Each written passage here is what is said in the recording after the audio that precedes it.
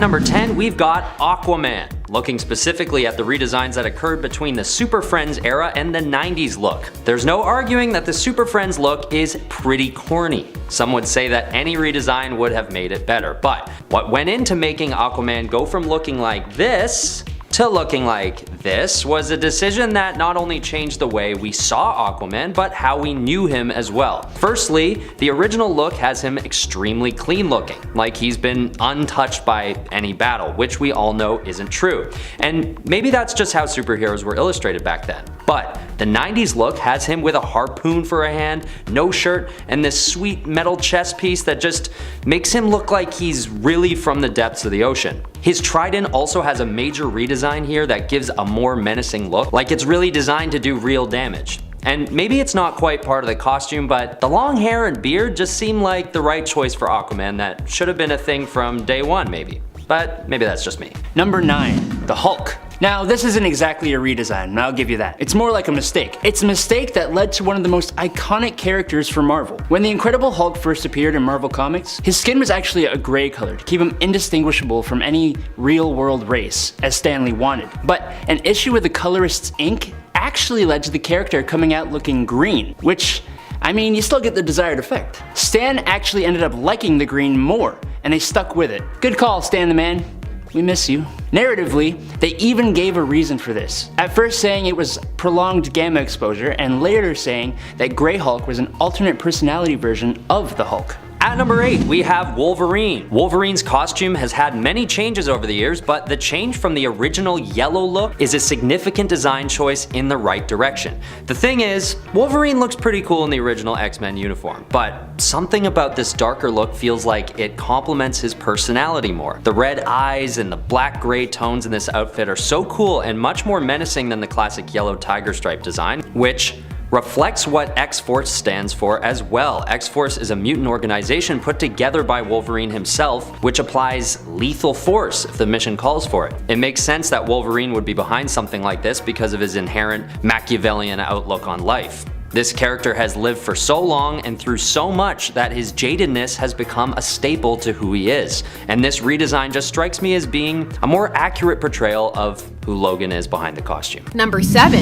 Namor the Submariner. Whenever you're having a discussion about equal opportunity cheesecake, which I mean, why wouldn't you be, Namor tends to come up, credited as the man wearing essentially a Speedo since his inception. It takes confidence and commitment to be that exposed, especially when as many people have beef with you as they do with Namor. These days Namor also has a more tasteful wetsuit style thing going on, but this green bottoms number has made several queer costumes lists, and is often cited as, oh, so you say Starfire is sexy? I raise you Namor, King of Atlantis. I wonder what Namor thought of Sue's 4-shaped boob window. Probably liked it. Number 6. Cosmic Boy. This was a look, wasn't it? We're talking about his 70s costume, which could easily be transported onto a female character, but did cause some raised eyebrows on a male one, just because of convention and expectation. This costume is doing the most, and some have a hard time taking it seriously. But again, it makes those homoerotic costumes lists, and for many, it's best left forgotten. I don't know, I kinda like it. Impractical costumes for all, I say. That's part of the fun. Let your imagination just run wild. I like to imagine he just still keeps it in his closet somewhere. Number 5. Ms. Marvel Carol Danvers. Ms. Marvel had a few costumes back in the day. Her first was just a feminized version of Captain Marvel's, but she would eventually get what for some was her most iconic costume. The black onesie with yellow lightning bolt across the chest and sash, red sash. And this was the look for years. It was popular at cons for cosplayers too. However, after becoming Captain Marvel in 2012, there was backlash against this sash costume as sexist or lessening her character in some way. Like we needed to put this costume back in the box and ignore it. Just, Carol has had a hard time as a character for the past few years because she's often a battleground for fans and fandom and ideologies. So she can be utilized different ways by writers. So there's often much going on behind the scenes with her stories that sometimes leads to her herself as a character being lost. I liked this costume, not gonna lie. Sucker for a lightning bolt. Number 4. Star Sapphires. With Green Lantern Rebirth, the return of Hal Jordan, not the comic tied to DC Rebirth, there were some changes made to the Green Lantern mythos. One of those was the introduction of the light spectrum, the emotion core. Now, Star Sapphire and the concept of the Zamarons, and Star Sapphires in general, had been around for a bit, but it was the costumes they sported during the build-up to the War of Light that drew the attention of some. With massive cuts down the middle, it's essentially that Cosmic Boy costume, but in pink. Or lilac. There were numerous reverse this, why aren't there men in the core? Because it would look ridiculous. Cosmic Boy disagrees. The costumes would eventually be made more uniform-like with the chests covered, which I don't know. I mean, I know they have shielding because they're power rings, but it's very cold in space. I'm glad they're not cold anymore. Number 3, Emma Frost. The White Queen. Thanks to Grant Morrison, she can make a superhero list because during this run, she would start a redemption arc with the X-Men that would even see her become a teacher at Xavier's school, though she's still pretty firmly an anti-hero. And few have forgotten her iconic costume of bustier and cape, and for a time, bikini bottoms. A bustier is a villainous staple, and has definitely made Emma Frost another cosplay darling. People tend to like costumes with something distinct about them, so for Emma with the white fabric, the corset style top, and the attitude, for some just creates the whole package. Oh, and the thigh-high stockings. All the kinks. Number 2 is Zatanna. Though this place could also probably have gone to Black Canary, cause fishnets. But Zatanna also has the whole magician on top thing going on. This at times includes a little tie and a top hat. Zatanna is actually a pretty old character. She debuted all the way back during the 60s in an issue of Hawkman actually. Number 4 to be precise. Over the years, her physical appeal has definitely been played up and her costume has changed, but for many, the sexiest iteration was the fishnet leggings and magician business apparel style top and hat. Though some don't mind her newest costumes either, which veer into corset-y territory. Come on, look at the hat. You gotta love a hat. Number 1, Witchblade. Released initially in 1995, boy does this comic go hard and then some. The adventures of police officer Sarah Pizzini, who comes into possession of the Witchblade, which covers her in a barely there species-esque costume, was incredibly well received. This costume grabs attention, also because it's so cool. It's got this metalish element, like heavy metal, not metal. That means it can be drawn distinctly every time. Plus, just in general, how she was drawn. She's a sexy loose cannon who gets results. Witchblade has a lot of cheesecake, but also a lot of plot. It's not for everyone, but I mean, nor is anything else. And at number 10 is infamous Iron Man. Of all the things to happen to the character of Dr. Doom, becoming the new Iron Man was not at all what I expected. After the events of Secret Wars and reality being brought back to normal, Victor Von Doom was unsatisfied with his life. He decided to switch his morality and try to serve and help others instead of being a power-seeking villain all the time. Doomsday took on a bit of a mentor in Tony Stark, whom he had always respected, but when Tony Stark was put into a coma, Doom decided to take his place as the infamous Iron Man, which was a great reason to give us a Dr. Doom in a highly advanced suit of Iron Man's Model Prime Mark 51 armor. The armor was retrofitted into Doom's style, going from the red and gold to the gray, green, and light blue of Dr. Doom, and it's probably my favorite look ever for an Iron Man armor. But alongside the capabilities of the Iron Man armor, Doom was still able to access his magical abilities. So Iron Man with Doom's magic is basically what we have here. To make things even better, Doom's intellect and sorcery were near their peaks during this period in time. So he is truly an incredibly powerful hero. One of the ways Doom went about saving the world was using his knowledge of the criminal underworld from when he was a criminal to arrest a large gathering of villains in one big move. These villains were all gathered to figure out what they were gonna do now that Doom has switched sides, and then Doom just busts in through the roof and takes down heavy hitters such as the Wizard, the Wrecking Crew, the Hood, and Jigsaw all in one go. So cool. Number 9, Cassandra Cain Batgirl. If we want to really get into Batgirl designs that will knock your socks off, we don't have to look any farther than Cassandra Cain. Cassandra is the daughter of David Cain and Lady Shiva, two assassins who raised and trained Cassandra to become a perfect warrior. She became the new Batgirl in Batman No Man's Land, and her costume was such a drastic change compared to other Batgirls of the past. If I was walking in the streets of Gotham and I saw someone dressed like this, I would just move. Like to a different city altogether. I would be gone. Going from the almost friendly seeming outfits of Barbara Gordon's Batgirl costume to this dark and brooding costume with basically no human facial features, it's so fitting for her and her character. It's intimidating, it's intense, and if I was a Gotham City criminal who came face to face with this in the middle of the night, my life would flash before my eyes. Number 7, Power Girl. A lot of people give Power Girl a hard time for having her cut out in her costume. People for years have seen this as an objectification of the character, and while while this might have been true, actually, initially, Power Girl at least has been given the opportunity to own this part of her costume. At one point, they even give an explanation in the comics for why the cutout exists, other than the initial real-world reason of just really objectifying her, which co-creator Wally Wood even admitted to, saying that he actually drew her bust larger and larger intentionally until DC had to ask him to stop. In JSA Classified issue number 2, Power Girl explains that the window represents, in a way, her lack of identity or motivation she feels she has as a hero. She wanted a symbol like Superman's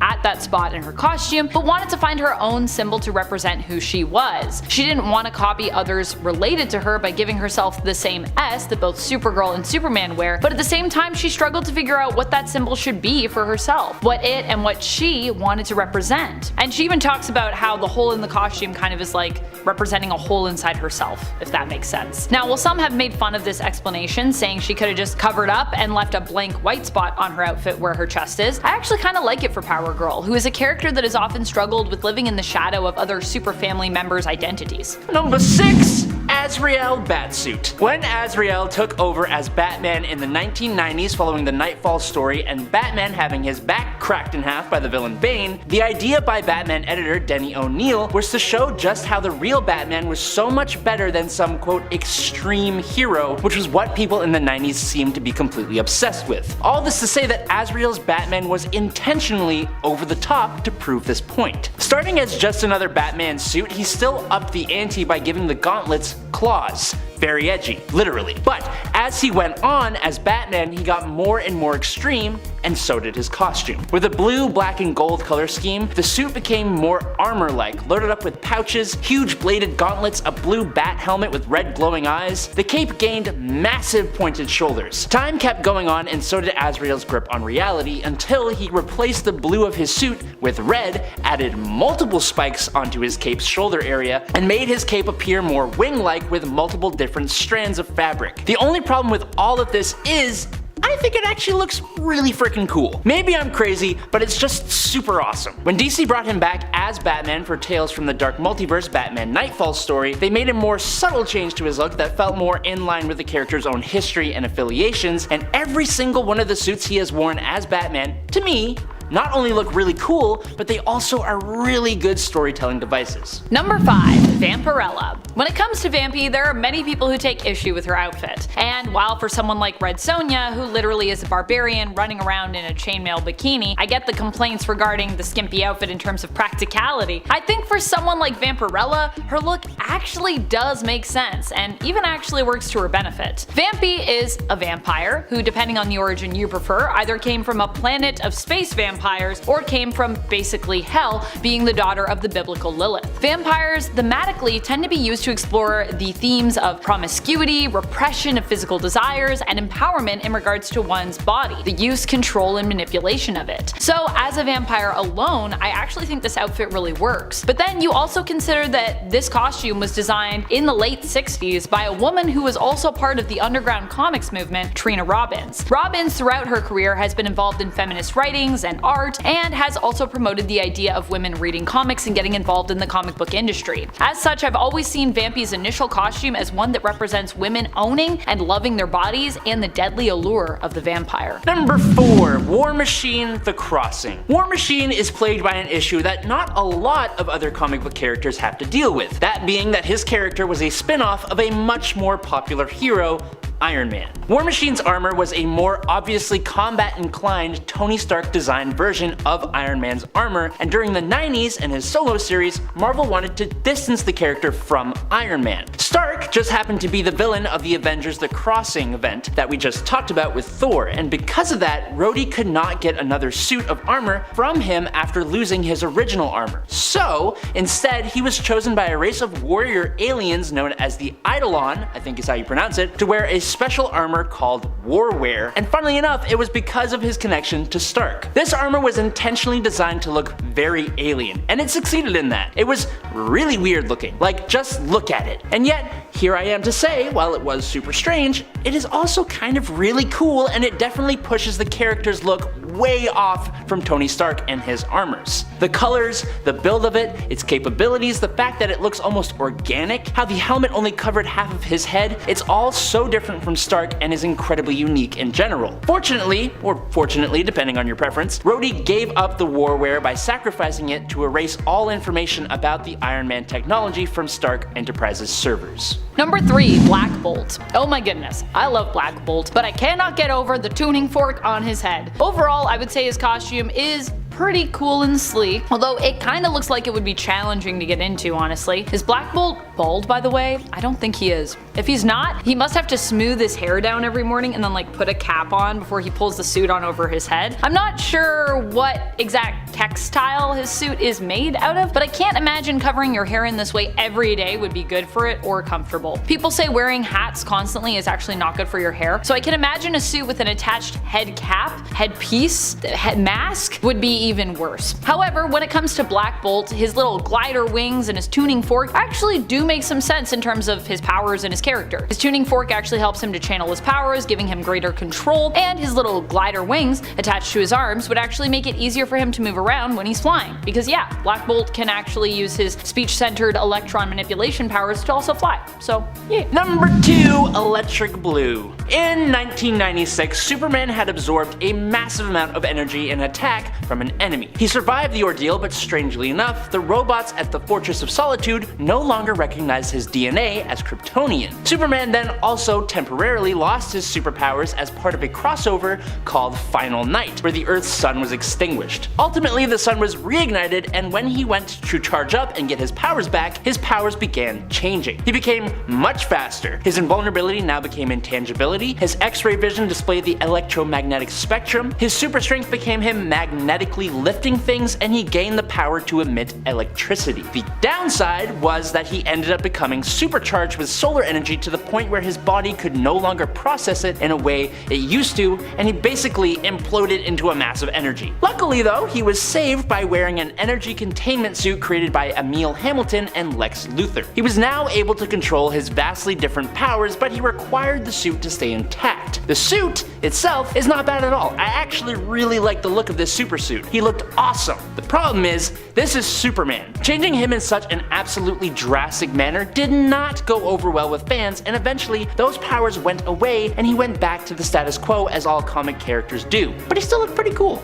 Just saying. Number 1, Peacemaker. Probably the weirdest and wildest costume out there is Peacemaker's. The live-action Peacemaker series doesn't even hesitate to make fun of the look as early as the first episode. But while Peacemaker's costume may seem ridiculous, and don't get me wrong, I know it is, there's no argument there, it is also extremely iconic and memorable. The white pants, the weird toilet seat shaped helmet. In the comics, Chris's helmet is also more than just a stylish accessory. It is also a device that he uses to talk to, well, ghosts. The ghosts of those that he's killed and the ghost of his father. However, it's also been implied that this is less the helmet's doing and more Chris's mind and PTSD that are making him think he's talking to ghosts. Still, I feel like for who Peacemaker is, this suit, while silly, actually works really well for the character, and I'm also really glad that they pretty much adapted it one for live action. Number 10. Nova. Alright, starting off our little list today is going to actually be more of a different version of a character of the same name rather than a redesign. There have been multiple Nova Primes throughout the history of the universe. Richard Rider is absolutely the main one, and he is fantastic. I absolutely adore his Nova Prime costume. But when we first saw Samuel Alexander in Point One Number 1 in 2011 sporting the black Nova helmet, I'm sorry, it just did something special for me. I really enjoy it. Granted, being a younger, more slender guy, he doesn't exude the same kind of power that Richard Rider does. But that doesn't make him any less powerful, and it doesn't make his costume any less impressive. Also, Disney, if you're listening, let me play Samuel Alexander, please. I want to wear his costume. Thank you. Number 9. Beast. We mentioned in the last video the way the X-Men uniforms were all essentially variations of the same costume. Hank McCoy was a shorter, stocky guy. He had huge hands and feet, and his original costume didn't even have gloves or boots, which helped him to stand out even more. Hank was the bruiser on the team for sure, with his mutations being strength and agility.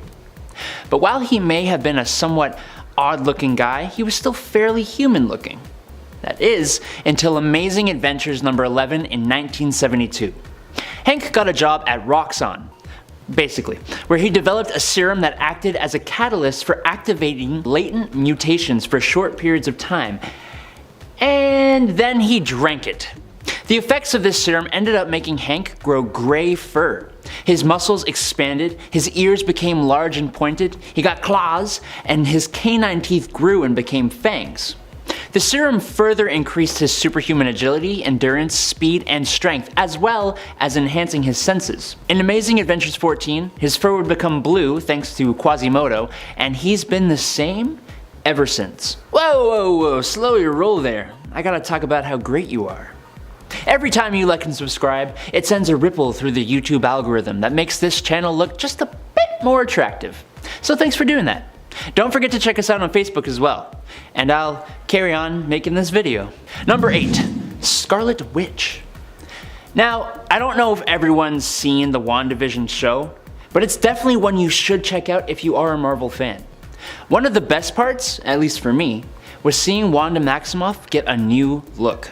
A look that pays homage to the origins of the character, but embraces a modern design, and just makes her look like a total badass. Which I think most of the fans out there have really been craving. Her powers in the MCU haven't always been all that they potentially could be, even though she outclasses almost every other hero in the MCU. But moving forward, I think we are definitely starting to see her break out of the shell, and this costume really embodies that. I am so excited to see her in the Multiverse of Madness. She is gonna be sick. At number 7 is the Superman Godfall suit upgrade. Now, considering Superman's unmatched strength, he doesn't really have much use for upgrades in that regard, but this suit upgrade is all about the looks and the motorcycle. In the Superman Godfall storyline, Superman has lost his memory and is living in what appears to be a dystopian city called Kandor, alongside his wife Lila. It's a state we aren't used to seeing Superman in. He's got a job, working at a kitchen, and appears to be living a pretty human life, without even his secret identity needing to be hidden. And his costume is just, it's so cool and Blade Runner-esque with a Tron-style motorcycle to boot. I mean, who doesn't want to see Superman having access to a motorcycle when he's facing off against dystopian villains? It's just a great reimagining of the character and the suit he wears, and I think it's a fair addition to this list. Upgrades don't always have to be based on abilities and features, you know. Looks matter too. Okay, at number 6, I'm putting Blade's silver armor from Blade Vampire Hunter from 1999. Taking a break from the usual mysterious green or black trench coat, this suit offers a whole new image for Blade. Now, I don't know if I'd say this is his best look ever, but I will say that it's a big upgrade in terms of utility. Having armor seems like a pretty obvious call for a vampire hunter from the get-go, so when I found the silver armor, I knew it had to make an appearance on the list. And the main reason why this suit ranks higher on the list is that silver is known to be a weakness for vampires, which are naturally a threat to a vampire hunter. This suggests that aside from the defense upgrade, this suit also gives Brooks a huge added advantage against his typical foes, on top of the obvious protective advantage. Even though it only sticks around for 2 years, this is a good upgrade for the character that offers much more protection than his typical garb. With a silver chestplate and silver gauntlets, this costume just gives Eric Brooks a more reasonable level of protection and sort of fits him into the category of superhero a bit more. At least in the traditional sense of how he looks. I still think it was the right move to bring him back to his original black leather jacket after the suit ran its course, but it is a good moment for Blade's armor in the grand scheme of things. At number 5, we've got a controversial one, Wolverine's heated claws. Although this upgrade is known to be slightly silly and short-lasting, I think it's probably one of the best straight-up upgrades on this list. It's not an attachment or an aesthetic update, but a good old-fashioned upgrade of the pre-existing power, and it's Wolverine's primary weapon of choice, so getting to keep using the same old equipment, except now it can heat up to extreme temperatures, that's pretty good. And what makes it even cooler is how the heated claws are formed. When Wolverine is resurrected from death, the excess energy left over from his body's healing process goes into his claws and brings the adamantium to extreme temperatures. Now remember, These claws are made of one of the most durable metals in the universe, so even though heated metal tends to soften, you shouldn't expect his adamantium claws to do the same. These things are driving right into any and every enemy like a hot knife through soft butter. Ew, that's a weird visual.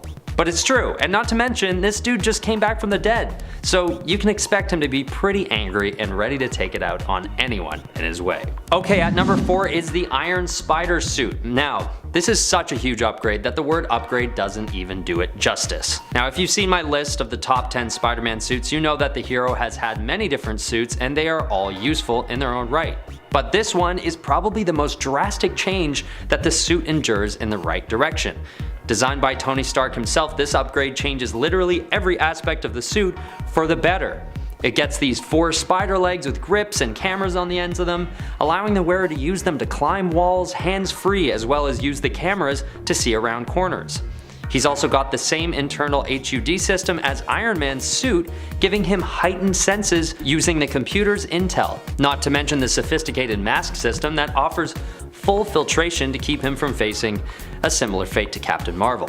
And a gliding system, giving him more hang time between web swings. It's a huge upgrade to the suit that totally changes the game for Spider-Man and offers him a whole new set of capabilities with which to defend himself and to best all the bad guys. At number 3, we've got Iron Man's Hulkbuster suit, which is an insanely powerful upgrade to the typical Iron Man suit, as you can probably already tell by the name. Now, just like Spidey, Iron Man has seen tons of different iterations of his suit, but in this case, this upgrade has a very specific function: to bust the Hulk.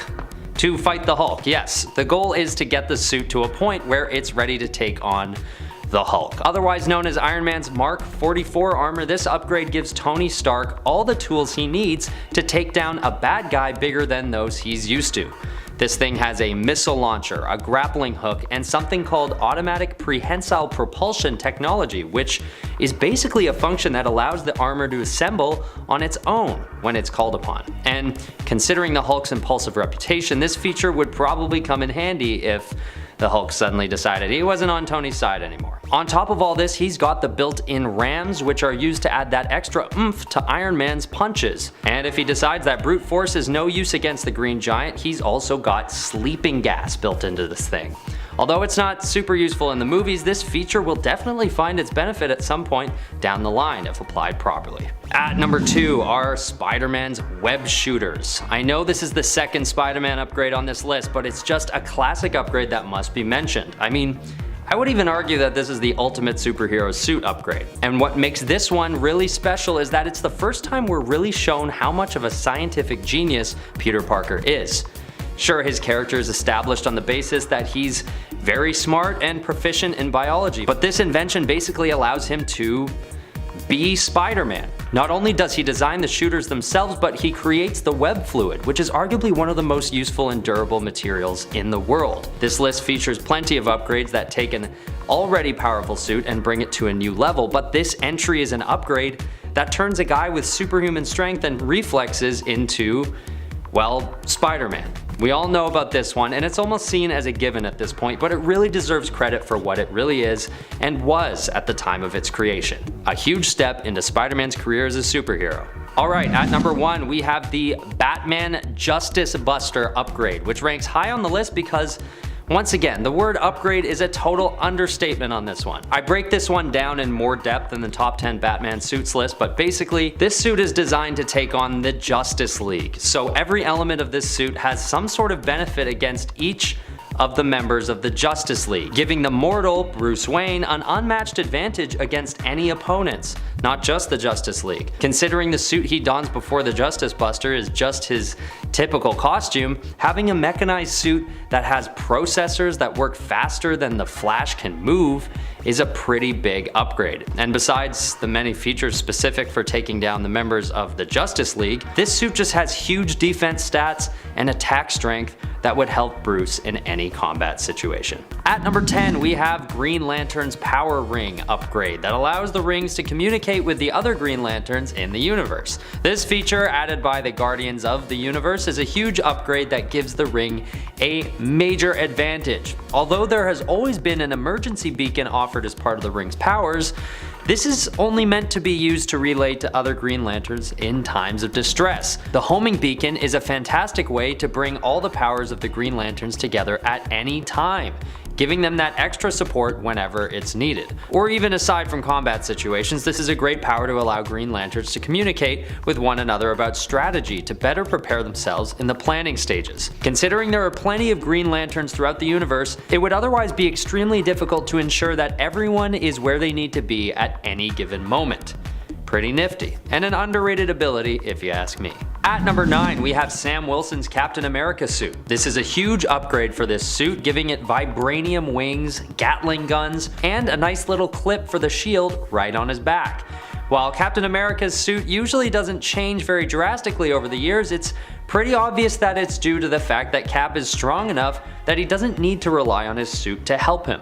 He's usually more of a leader, with his most valuable assets being his military strategy and brute strength. But when he hands off the moniker to Falcon, the classic suit and shield get a huge upgrade. And not because Falcon needs the support of his suit, but because why not? I mean, Falcon has to have wings, so already a Captain America suit with wings is enough. But throwing those guns on it really brings the suit to a new level. And he still gets to keep the shield. I think a mortal retired Steve Rogers will sleep soundly at night knowing Sam is on the job with this upgraded suit. At number 8, we have Captain Marvel's Nega Bands. Although you may know Marvel's suit as already having the Nega Bands as part of the package, this wasn't always the case. Before he acquires them, he is still extremely powerful from being empowered by a cosmic entity named Zoe, later properly realized as Eon. He's able to fly faster than light speed, has superhuman strength, and is also able to teleport anywhere in the universe instantly. So it's hard to imagine how a suit upgrade would offer any sort of improvement, but it does. When the Nega Bands are added to the equation, Marvel is then able to travel between reality and the negative zone whenever he wants. But that's not all, at all. He can also absorb any energy that is coming at him, be it a powerful blast from an enemy or even the energy of the sun. They are also capable of providing healing powers and increased strength. They even keep the wearer from requiring food, air, water, and sleep, which is pretty helpful. They do have their limitations though. They don't protect from drowning or gas-based attacks, and this actually leads to Captain Marvel's demise when he's inflicted with a poison gas by Nitro that actually gives him terminal cancer. But anyway, let's not get too dark here. These Nega Bands are a huge upgrade for Marvel, and that's all that matters in terms of this suit. Number 7. X-Men. I don't know if you know what the original costumes of the X-Men looked like back in the day. Yellow and dark navy blue with yellow and black boots and gloves. Except for Beast, who was still vaguely human and didn't wear boots or gloves, and Iceman, who was more like Snowman. The matching costumes definitely show that this was a team, even with their different and unique mutant abilities. There have been many iterations of X-Men costumes since, but for me, when the characters themselves got their own individual costumes in issue 39 of the comic, that's when they really came into their own. The leader of the team, Cyclops, has generally used this look and variations on this look ever since. Mostly. The other members took a bit more time to find iconic looks, namely Angel and Beast, who eventually got his blue fur. Number 6. Star-Lord. When Star-Lord showed up in Marvel Preview number 4, he was a far cry away from what most fans have come to recognize him as. I think he kinda looks a lot like Owlman from the Watchmen comics, to be honest, but even Peter's personality was much different. The tagline on the comic was, "He stalks the galaxy, one man on a mission of cosmic vengeance." That doesn't sound like the typical wisecracking, sarcastic young hero we know today. Even before Chris Pratt took on the character, Star-Lord was revamped in the 2006 and 2007 Annihilation event, where he formed the Guardians of the Galaxy and got an incredible new costume change, ditching the more cow-like headpiece for a full helmet and the skin-tight outfit for a more loose-fitting uniform.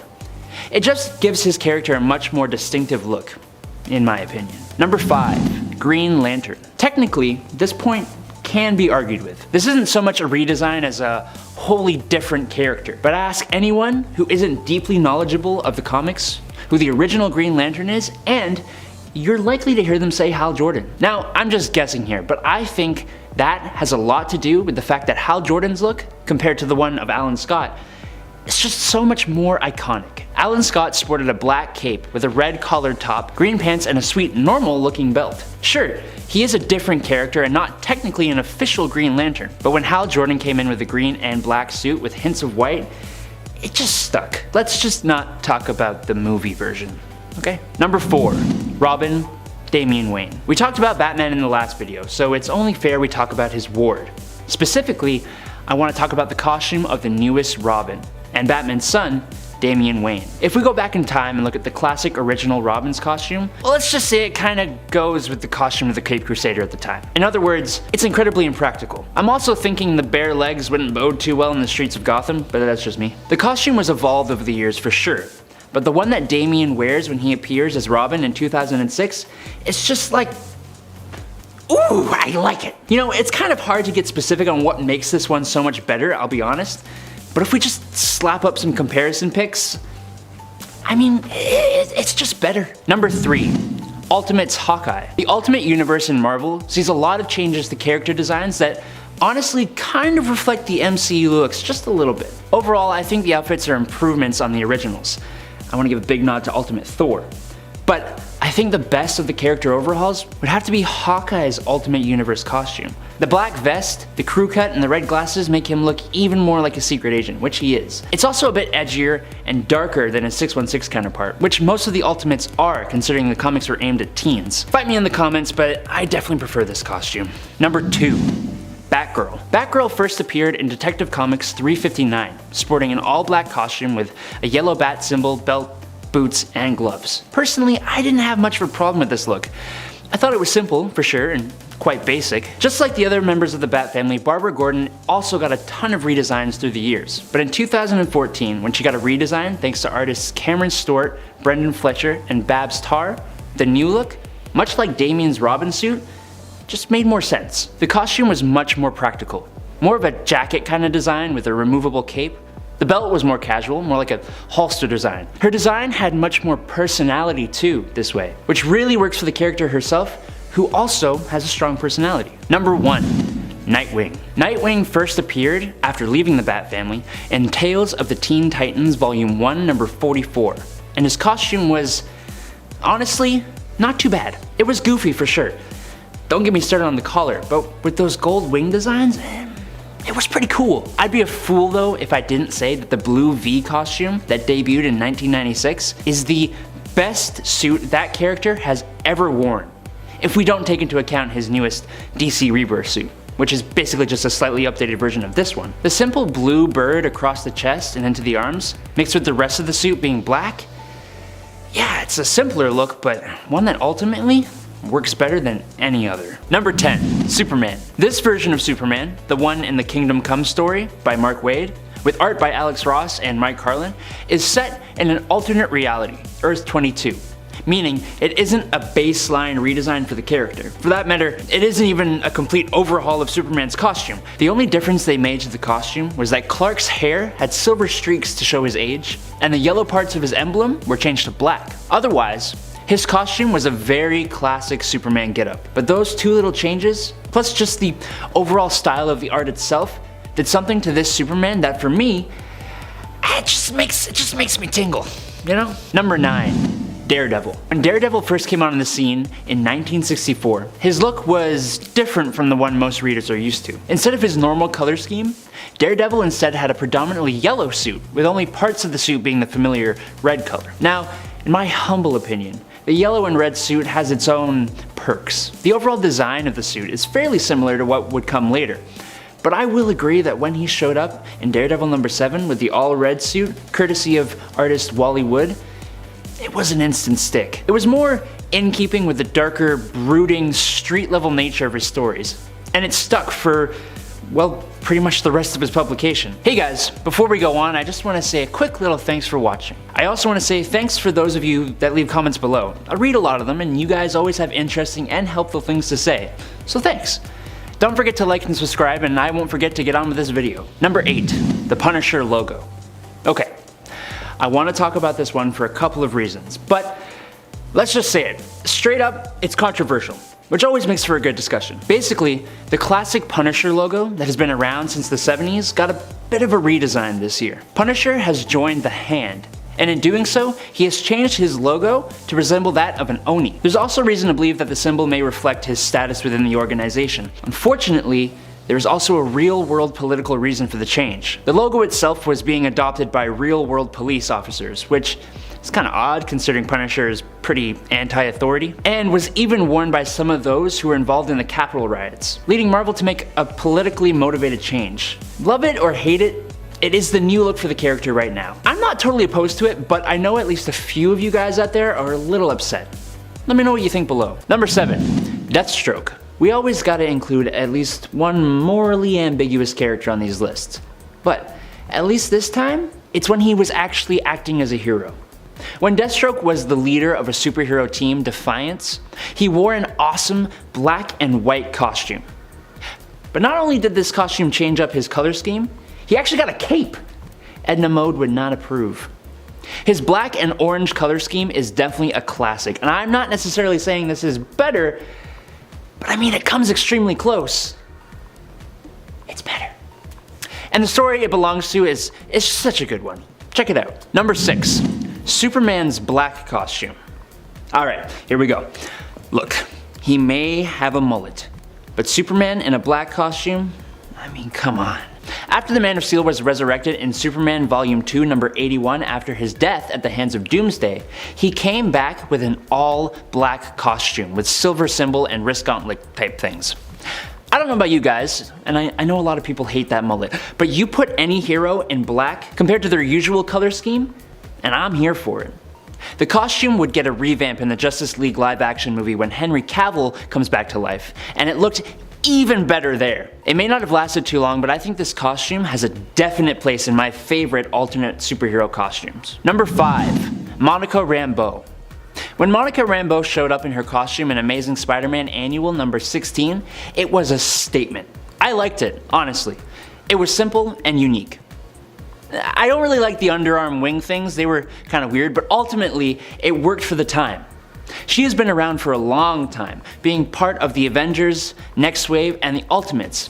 But it was in the Next Wave number 1 where I think she got the best addition to her costume. All it took was a coat, and she instantly became so much cooler. The color of her under costume changed a bit, which it consistently does, but the jacket has now become a staple, and every time she's wearing it, I am swooning. Number 4, Red Hood. When Jason Todd was killed by the Joker in Death of the Family, it was a huge thing. It was heartbreaking. It was brutal. It was visceral. 6 months after his death though, he was resurrected, and he was restored by Talia al Ghul in the Lazarus Pits. He would join and be trained by the League of Assassins, eventually leaving to pursue justice, although a bit more brutally than before. Entered the Red Hood, and an absolutely awesome new costume. Inspired by the original Red Hood costume worn by Joker, Jason's Red Hood costume is so much better. It's menacing and tactical and badass. I think I have a thing for jackets because, again, I love the frickin' jacket! Number 3, Batgirl Cassandra Cain. Okay, look, we talked about Batgirl in the last point, but we were talking about Barbara.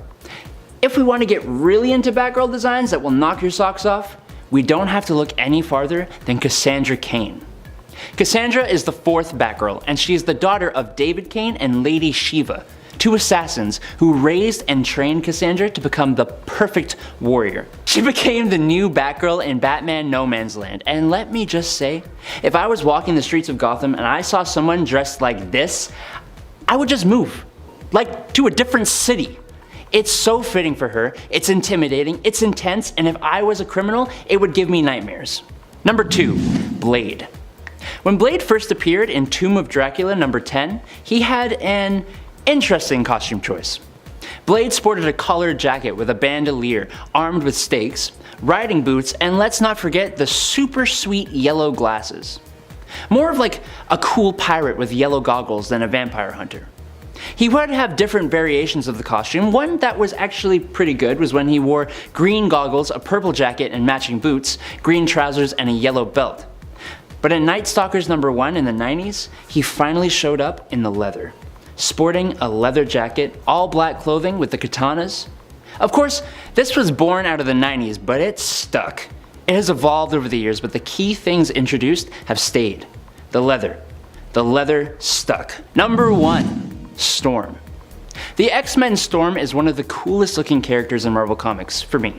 And that fact only gets reinforced in the Marvel Dark Ages #4, when she shows up in a Wakandan-inspired gold and silver costume. It is absolutely stunning. Storm herself is an extremely fashion-heavy member of the X-Men. She changes up her look often, and it's usually in unique and awesome ways. Like, I really liked when she had the mohawk. But this Wakanda costume just takes the absolute cake for me. It calls back to her original costume from the second Genesis X-Men, but it's regal as hell, which it should be when she's the Queen of Wakanda. The designs are amazing, and if I saw her show up like this, I'd believe she was a goddess too. Number 10. Thor from the 90s. Around the time of the Avengers crossover event The Crossing, pretty much all of the Avengers got new costumes, and even though Thor was not directly tied into the actual event, he absolutely did too. All the costumes here were very over the top, and that was definitely the case with Thor. With endless belts, pouches, oversized shoulder pads complete with a giant metal codpiece, plus long chains out of nowhere for his hammer, he looks a lot like many other characters from the 90s, but he doesn't particularly look like Thor outside of Mjolnir. But at the same time, I actually kinda like it. I think if this costume had been worn by a wholly different character, it may have been a bit more acceptable, but I do agree without the hammer you may not recognize this as Thor. The funny thing is, Thor didn't even wear this costume really. Despite being shown in promotional materials as his new look, he didn't actually wear the costume, instead running around shirtless for most of the time that he was supposed to be wearing this new outfit. When he returned after temporarily passing away with the rest of his teammates during Onslaught, he was back in his traditional costume. Number 9. Spy D. Okay, so this is actually not the name of this look for Miles, nor is it actually a name that we use for this character today, but for a while, Marvel actually considered changing a superhero name from just Spider-Man to Spy D. I'm not joking, guys, this is a real thing. And equally bizarre, I think, is this costume change that we saw Miles get a few years back. After his black and red spider suit was destroyed, one of Miles' friends in the comics, a young sort of up-and-coming clothing designer, decided to make him a replacement suit. I mean, at least it has a reason for existing, and it does actually look really comfy. I personally would wear this, but you know, maybe not to fight crime in. Number 8. Dark Claw. I do not believe that it is all wrong to call the DC Marvel amalgam character Dark Claw just a little bit bizarre. This character is a beloved mix of DC Comics' Batman, The Dark Knight, and Cape Crusader, mixed with Marvel's resident angry Canadian, Wolverine. It was not only an incredibly smart move by both companies to try this, but it's just an insanely awesome build for a comic book character. It's shocking that it wasn't done before or expanded upon since. Either way, it happened when it happened, and the outfit worn by Logan Wayne is all kinds of ridiculous. It's got far too many large pointy parts, like mixing the cowl of Batman with the cowl of Wolverine to give us a cowl that looks like it would be problematic to wear at best. The belt looks like it would be the absolute worst, and the cape is just a tiny bit humongous, complete with pointy shoulders that I feel would also get in the way of this clawed martial artist's daily operations. But I will absolutely never pretend that this isn't the most awesome thing I have ever seen in a very long time. Number 7. Drax the Destroyer. Thanks to the MCU, it's really hard to think of Drax the Destroyer in any other way. But the MCU's depiction actually borrows from the redesign of Drax from 2004. For this though, Drax here was, well, he had a cape. Capes are cool, no doubt, but I mean, he's just so much better now. Take a look at his design when he was first introduced in the 1970s. Bright green skin with a very comic booky purple costume. It was unique, I'll give you that, but as the rival to the Mad Titan Thanos, it's just nowhere near as imposing and intimidating as it should be. The 2004 design with the pale green skin, red tattoos, and knives evoke the kind of strength and power that comes from the title of the Destroyer. At number 6, we have The Flash. Looking at the Jay Garrick Golden Age Flash, we can all agree that there was room for improvement. Need I mention the elephant in the room? The silly hat? Okay, I know it has sentimental value, having been his father's World War I helmet, but it just doesn't look very cool. I'm sorry. And he would use it as a weapon by throwing it at bad guys? Anyway, I'm just roasting him now. But when Barry Allen is introduced in 1956 with a new outfit, it seems like it was always meant to be that way. His helmet is replaced with a mask, and the little lightning bolts stick around, which we're happy to see. This costume then basically remains untouched until today, having undergone a few redesigns that didn't really stick, like Kid Flash, which, I don't know. It doesn't do it for me. And the John Fox look, which once again, I don't know if it's the right decision for the character. I think the best place the design has found itself is Wally West's costume, which just gives the character a sleek look with lots of integrity. Number 5. Lobo. Okay, before you jump on me in the comments saying he's a villain, he's more of an anti-hero, okay? When Lobo first appeared in DC Comics, well, he looked like poo. You were more likely to laugh than to think he had any kind of strength going for him. He had an orange and light purple skin-tight suit, for Pete's sake. But when he reappeared with his biker motif, it just made sense. Ripped jeans, leather gloves and a vest. With all his craziness, foul language, weapons, and spiked hair, he needed the rest of him to match. And I think we can all agree his iconic hook was definitely a worthwhile addition. Let's just forget about his newest New 52 redesign though. No.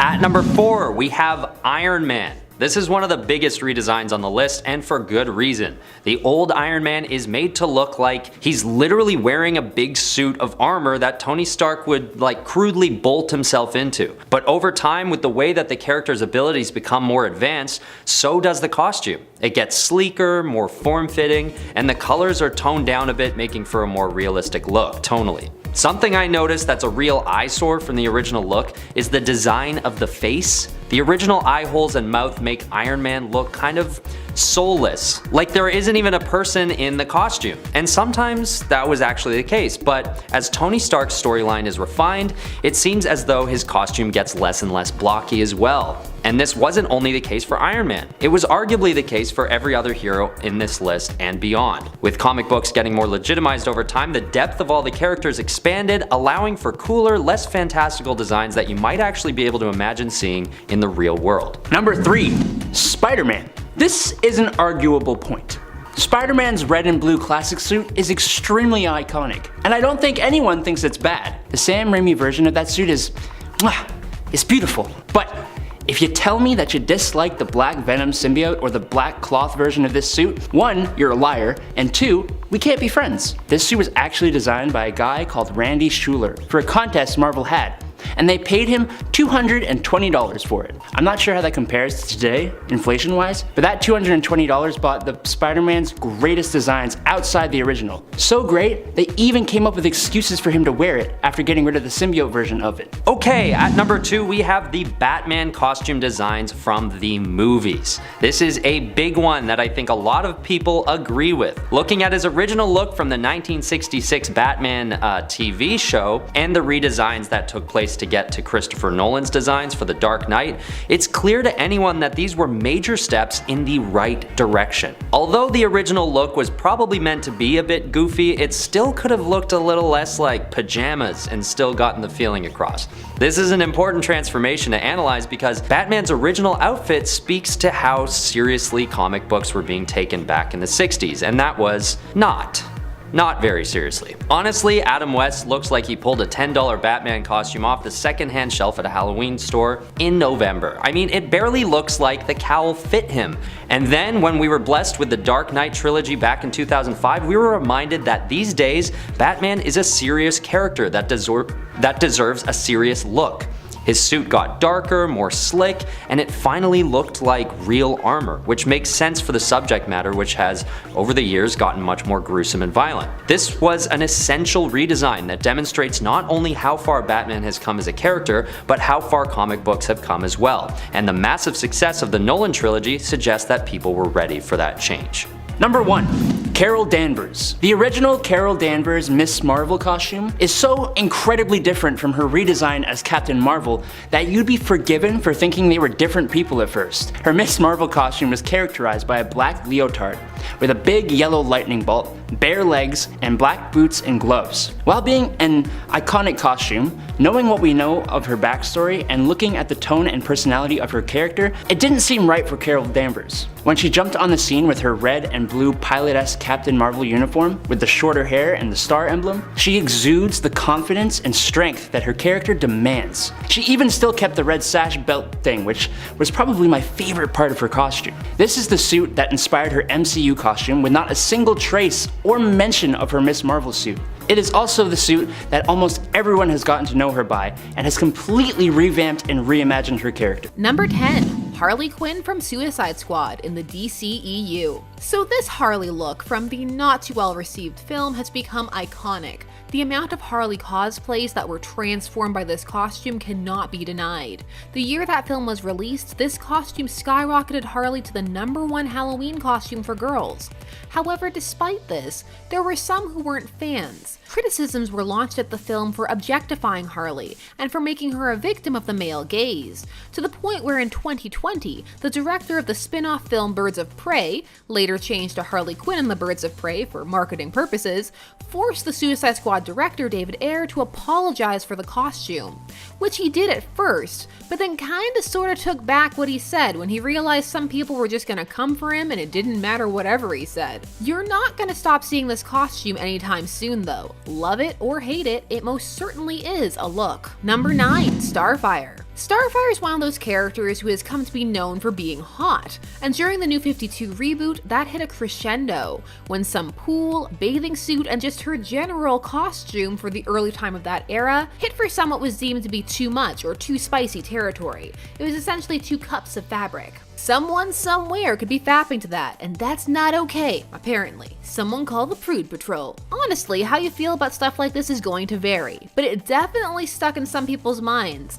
and some argue there are sexy characters who will always look sexy and then less sexy ones, and that it just depends. However, others redrew her and her costume saying that they were impractical and that she was going to break her spine. There have been many takes. Number 8, Sue Storm from the 90s. Ah yes, the 90s. The Fantastic Four costume that was essentially a bathing suit with a 4-shaped boob window cutout. This was a thing. Lots of people got new costumes in the 90s, and Sue was one of them. I mean, her husband Reed got a vest. But why did hers cause such a kerfuffle for some? Well, cause she's a mom, that's why. And that's not allowed for some people. When moms are objectified or made sexy, that's not okay. Tasteful MILFs only. Again, all of this is a matter of taste, but some felt this costume was over the line and disrespectful to the type of character Sue was, which for many was not one meant to be oogled overtly, or ogled, however you say it. Also, some just don't care for 90s costumes. It is an era that is oftentimes mocked, which has also led for it to have a defense squad. Do you like this costume? Share down below. Number 7, Chasm. Talking about Ben Reilly in terms of his costumes is basically just talking about more spider suits. That's always been a bit of an issue with his design and his character overall. He needs to separate himself from Spider-Man and Peter Parker to have his own identity, but the problem is he's a clone. His powers, face, and physique are essentially the same as Peter Parker. When Ben isn't actually standing in as Spider-Man himself, he is the Scarlet Spider, and that suit is awesome. No doubt in my mind, it's got spunk. But more recently, Ben Reilly has developed a little bit more as a character, and during a climactic fight with Spider-Man, Ben lets himself be submerged in a psychoreactive polymer and loses the fight. Later, he is recovered, but the polymer had mutated him. Now, he goes by the name Chasm, signifying the way he feels without his missing memories, and taking on a purple suit with black symbols and a light greenish blue accent / gas things. The suit is almost reminiscent of a symbiote style look, which are also Spider-Man-like, but it's wholly something of its own. The psychoreactive goo gave him an offensive spider sense and some slight energy manipulation abilities, displaying the capability to forge solid light weapons of his own energy. It's so cool. Number 6, the Man Without Fear. Daredevil is a hero who has gone through a few distinctive looks. Arguably, his most iconic was when he went from the yellow and red motif to just a straight up red devil. It was just right. But after being possessed by a demonic entity, Matt Murdock, Daredevil, needed time to recover and rediscover himself away from his home, and he left the defense of Hell's Kitchen to someone you might not expect, T'Challa. After being ambushed by Dr. Doom, who put T'Challa in a coma, another had to take up the role of Black Panther. T'Challa lost his enhanced abilities, and after the events of Doom War, he rendered all of Wakanda's vibranium inert. So, no powers, no vibranium, and no longer the ruler of Wakanda. How about a vacation to Hell's Kitchen? Enter the Black Panther Man Without Fear story. As the now depowered street-level defender of Hell's Kitchen, T'Challa had to rely on the basics such as his body armor, homemade gadgets, and his fighting ability. This suit doesn't really display its own usefulness, like previous Black Panther suits that had a whole host of technological upgrades. Instead, the suit displays the usefulness and ingenuity of T'Challa himself while also looking both appropriately street level, yet inspired by T'Challa's Wakandan royal background. Number 5. Superior Spider-Man. Similar to the way Dr. Doom became Iron Man, when Doc Ock took over the body of Peter Parker in the Superior Spider-Man story arc, he was not against a little redesign, and man was it fantastic. The changes made to the suit are somehow both subtle yet obvious. The classic blue section of the suit was changed to black, the symbols on the suit were redesigned, and Octavius added retractable talons to the hands and feet to use in combat. And both the biggest and again most subtle change came in the eyes of the suit that changed shape ever so slightly to look a bit more like goggles, alluding to the goggles that Doc Ock wears. Speaking of alluding to the villain's look, eventually mechanical arms were added to the suit as well that were so much more helpful in combat. Spider Octopus gave an edge to the regular spider suit that just works so well for this era of the character, but it also added some significant upgrades. Carbonadium plating, enhanced lenses, upgraded wrist web shooters, web wings, nerve hacking tech, and frickin' lasers.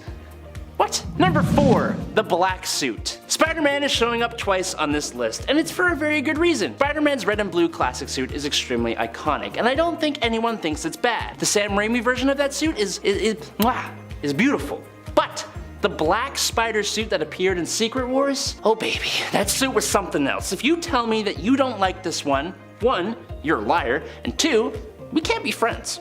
Sorry. This suit was actually designed by a guy called Randy Schuler for a contest Marvel had, and they paid him $220 for it. $220 for one of the most fan-beloved Spider-Man suits. $220 for what eventually would become one of Spider-Man's greatest villains and eventually one of Marvel's most popular anti-heroes. This is the best investment Marvel has ever made. The black symbiote suit was so great and so popular that Marvel even came up with excuses for Peter to get a regular cloth version of the suit made by his girlfriend Black Cat. That wasn't a brain-consuming symbiote and just had the benefit of stealth, intimidation, and looking sexy. Damn. Number 3. Catwoman. The history of Catwoman's look is a long and honestly incredibly odd story. In the beginning, Selena Kyle was just a woman in a green dress that was also a thief. She eventually donned an orange costume with a cape, and eventually she added a terrifying full cat face mask in the 1940s Batman number 3. Now over time she would go through a number of looks with a purple gown, which eventually became a bodysuit, and eventually a black bodysuit that connected to her cat-shaped mask. And we can never forget the leather Tim Burton Catwoman costume. That was mwah. But speaking to her character and the actual occupation she has as a thief, no design matched up to the suit created by Darwin Cook, created for the character after the end of her first ongoing series. A leather suit which had a more practical vibe was matched with a pair of cat eyes goggles, and it became what is arguably the character's most popular costume, with later redesigns all primarily retaining the key elements of this suit. Number 2. Wolverine's cowl. How could we see it coming? It was one of the first redesigns for the character, and it was so iconic that he hasn't really deviated from the look ever since. When Wolverine was introduced as the Canadian superhero, his design philosophy was to just make him look like an animal. So